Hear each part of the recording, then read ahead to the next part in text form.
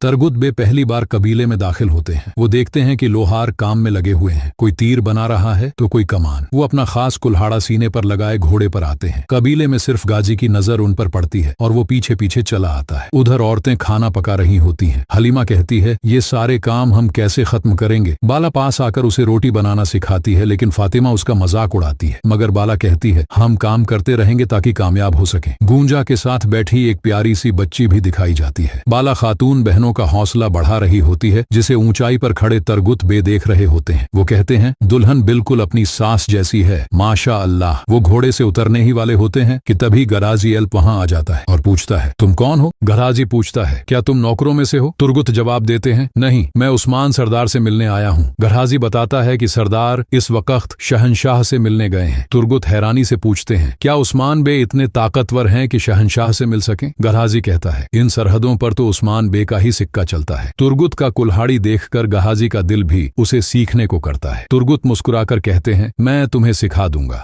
दोनों सिपाहियों की प्रैक्टिस वाली जगह पर पहुंचते हैं। गाजी छोटे कुल्हाड़ी से कोशिश करता है, लेकिन कामयाब नहीं होता। तुर्गुत समझाते हैं, इसे जोर से नहीं, नरमी से पकड़ो। फिर वो खुद कुल्हाड़ी घुमाते हैं, कभी सीधे कभी उल्टे हाथ से। वो सिर्फ कुल्हाड़ी नहीं चलाते, लगता है जैसे कुल्हाड़ी उनके हाथों में नाच रही हो। ये मंजर वहां मौजूद सबको हैरान कर देता है। क्या आपको तुर्गुत बे का ये कुल्हाड़ी डांस पसंद आया। तुर्गुत बे अपना कुल्हाड़ी चलाकर हैरान खड़े गाजी से कहते हैं, ये सिर्फ कुल्हाड़ी नहीं, ये तुम्हारे बाजू और पर हैं। गाजी ये सुनकर खुश हो जाता है। तभी कुछ सिपाही आ जाते हैं और तुर्गुत को बूढ़ा कहकर उसकी तारीफ करते हैं। तुर्गुत मुस्कुराकर कहता है, आओ जरा मुकाबला करके देख लो। मैदान में आइकोरत आता है और 3 बार हमला करता है, लेकिन तुर्गुत का पहला वार ही नहीं रोक पाता। तुर्गुत कुल्हाड़ी घुमाकर उसे जमीन पर गिरा देते हैं। तभी क्यूमाज हाथों की लड़ाई में कूद पड़ता है, लेकिन तुर्गुत उसे भी बच्चों की तरह पटक देते हैं। फिर दोनों एक साथ हमला करते हैं। लड़ाई और तेज हो जाती है, मगर आखिर में तुर्गुत बे दोनों को गिरा देते हैं। सब लोग खुशी से माशा अल्लाह कह उठते हैं। शामिल शर्मिंदा होकर बूढ़ा कहने की माफी मांगता है। तुर्गुत भी उनकी बहादुरी की तारीफ करते हैं। जब वो उनका नाम पूछते हैं, तुर्गुत बे जवाब देते हैं, मैं बस एक सिपाही हूँ जो अल्लाह के नाम पर जिहाद करता है। वो बताते हैं कि मैं उस्मान सरदार से मिलने आया हूँ, लेकिन वो तो शहनशाह से मिलने गए हुए हैं। सब हैरान रह जाते हैं कि तुर्गुत बे को शहनशाह से मिलने की बात कैसे पता चली। क्या आप जानते हैं कि तुर्गुत बे को ये कैसे पता चला।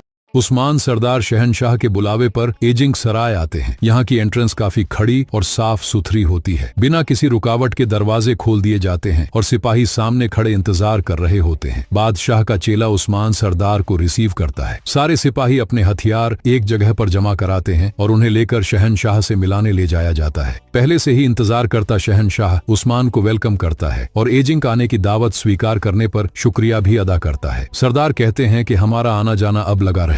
वह सरदार को स्पेशल तैयार की गई खाने की मेज पर ले जाता है। जब उस्मान सरदार खाने की मेज पर पहुंचते हैं, फिर वो फौरन अपनी रूमी सल्तनत की शान बयान करना शुरू कर देता है। लेकिन जब उस्मान अपने आबाओ अजदाद की बात करते हैं कि कैसे बिना किसी मदद और सामान के हम एक कबीले से रियासत बने, तो शहनशाह का चेहरा उतर जाता है और वो फौरन असल मुद्दे पर आ जाता है। उसकी सबसे बड़ी परेशानी ग्लैडियस होता है, जिसने बुरसा पर कब्जा करके रोम की इज्जत को मिट्टी में मिला दिया है। उस्मान सरदार उसे मंगोलों के बढ़ते खतरे से भी आगाह करते हैं। शहनशाह मानता है कि इस वक्त इत्तेहाद जरूरी हो चुका है, वरना नुकसान दोनों तरफ होगा। वो उस्मान को बगैर टैक्स वाली तिजारत और बहुत सारा सोना देने की पेशकश करता है, मगर उस्मान सिर्फ यही नहीं चाहते, वो कारा के बेस का गिला भी मांगते हैं। शहनशाह हैरान होकर कहता है, मैं तुम्हें अपने जिस्म का टुकड़ा कैसे दे दूं, लेकिन हालात की संगीनियां देखकर वो मजबूर होकर मान जाता है। उस्मान वादा करते हैं कि वो अपनी फौज से मंगोलों का रास्ता रोकेंगे और ग्लैडियस को गिरफ्तार करेंगे। शहनशाह इत्मीनान से कहता है, ये इत्तेहाद हमारी फतह के बाद भी बाकी रहेगा।